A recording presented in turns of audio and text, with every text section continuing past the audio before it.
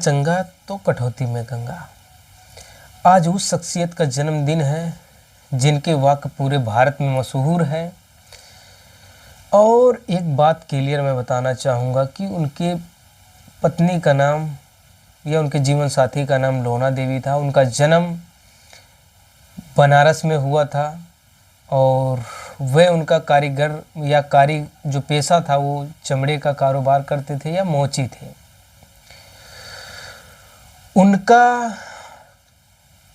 लगभग 140 पद या काव्य उनके बारे में या उनके लेख में लिखा गया है।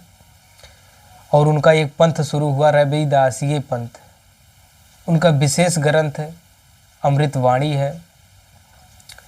और दत्ता जी का दावा है कि उनका जन्म 1267 में और मृत्यु लगभग 1335 में हुई थी।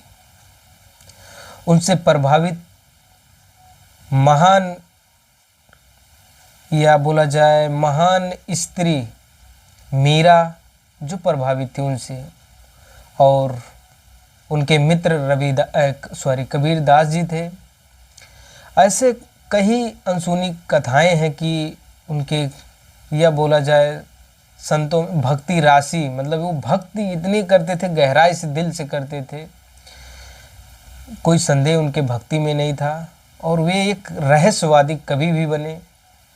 और रियलिटी अगर उनका पहचान भारत में है तो भक्ति के आंदोलन में महान योगदान निभाए। और भक्ति रास में उनका सबसे बड़ा ऊपर अगर आता, संतों में संत अगर होते हैं तो वो रविदास, गुरु रविदास जी होते हैं। आज इनके जन्मदिन के अवसर पर हम भारत के वासियों को दिल से हार्दिक बधाई देते हैं। और जो हमने बताया है कि मन चंगा कटौती में गंगा, उसका साफ तात्पर्य ये है कि यदि आपका मन स्वतंत्र और सच्चा शुद्ध है तो घर पर ही सभी तीर्थों का पुण्य मिल सकता है, आपको कहीं जाने की ज़रूरत नहीं है।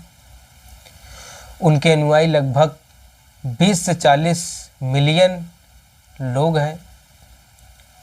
इन बातों का अनुमान लगाया जा सकता है।